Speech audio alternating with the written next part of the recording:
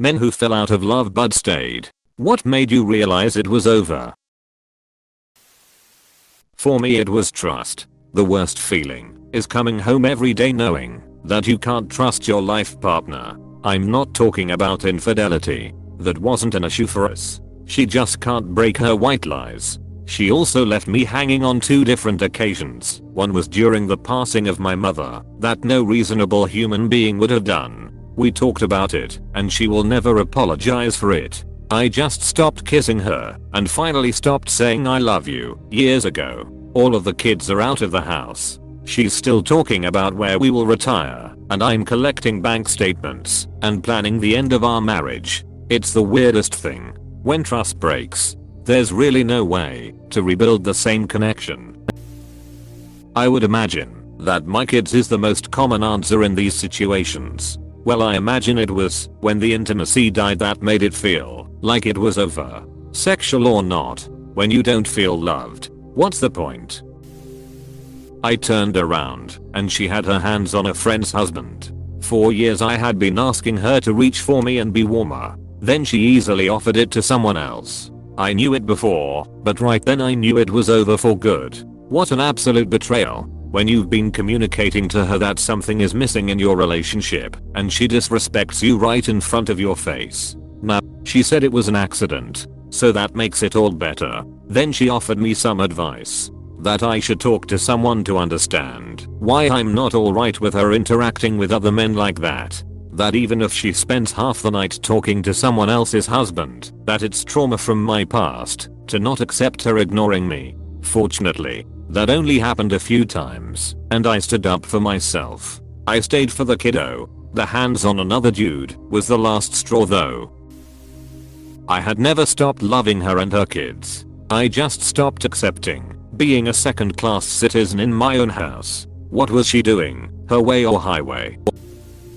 She was my first girlfriend, and I was her first boyfriend. We got together when she was 20 and I was 23. So we were both kind of just winging it and doing the best we could despite having very little experience. Which was fine for a while, but the cracks started to show over time. 6 years later, I was 29. She was 26. And it was clear the relationship wasn't really progressing. We hadn't moved in together. We only saw each other on weekends. And even then, it seemed more like obligation or inertia than really enjoying each other's company. I felt this overwhelming sense of guilt, because if I had been honest with myself, we probably should have broken up around the 4-year mark instead of dragging it out. But I knew that, if we broke up, I'd be alone 4 years thereafter, and I was. I've been alone for 7 years now, so that always stayed my hand. What finally ended it was a series of events where I quit my part-time job to try and focus on my film editing career full-time,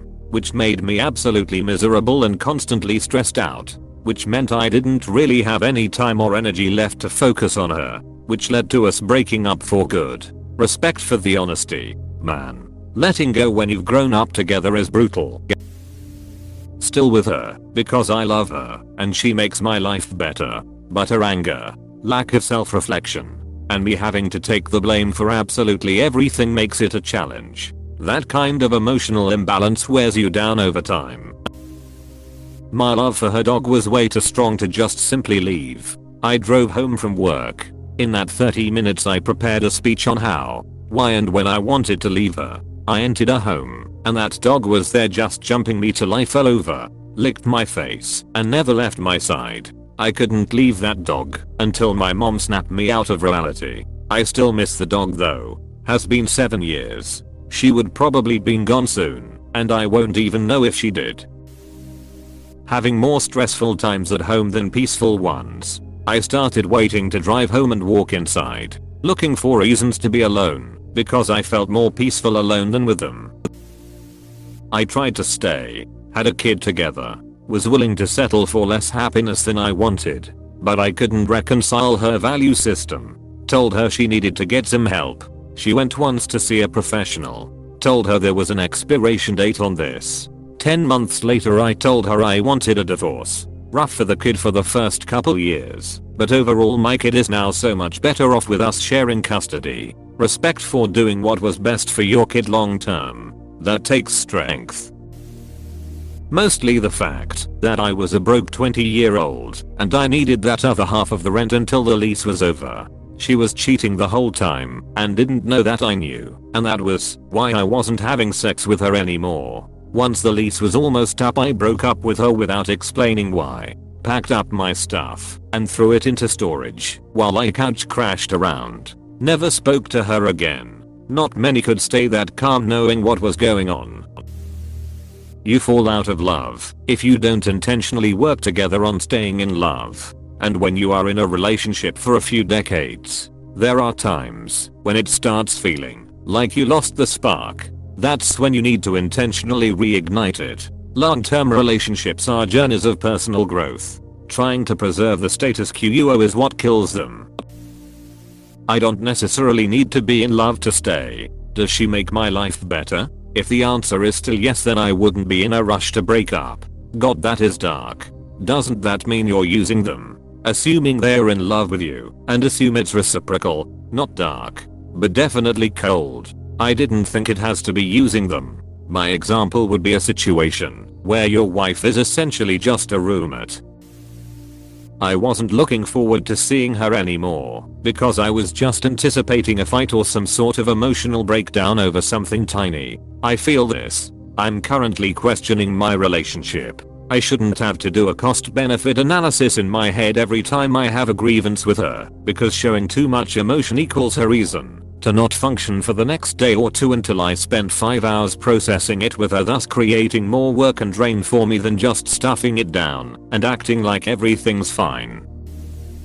I tried everything before I was able to face the fact that it was over. I closed all the curtains and kept her room very cool. I covered her skin with lotion to keep it supple. I cleaned up her accidents and filled the room with air fresheners. I combed her hair every day until it fell out. Then I bought wigs. Every night we danced together for exercise, and every morning we ate a big hearty breakfast. I did most of the eating, but at least we were together. Ultimately, it was my neighbors and the nice men in white coats that helped me realize it was time to move on. I'm so confused. Was she sick? I was going to make a joke, but I'm being respectful because it sounds like you went through a hard time. Realizing that she'd spent her time with pretty much everyone from her pretty broad social circle, including some pretty flirty single guys, rather than with me, and that she was willing to accept all of the compromises and things with them that she was adamant about with me, said that needs to change, or I'm out. 2 weeks later we broke up. It was a silly reason really, out of all things, but as a trigger for a breakup long overdue, it was as good a trigger as any. She would just blame the world for her issues, look for quick fixes for her weight, didn't talk to me for a few days because I wouldn't let her buy a pack of really expensive magic pants that were meant to help her lose weight. I'm still in love, but I'll learn to put my own needs first without being a pushover.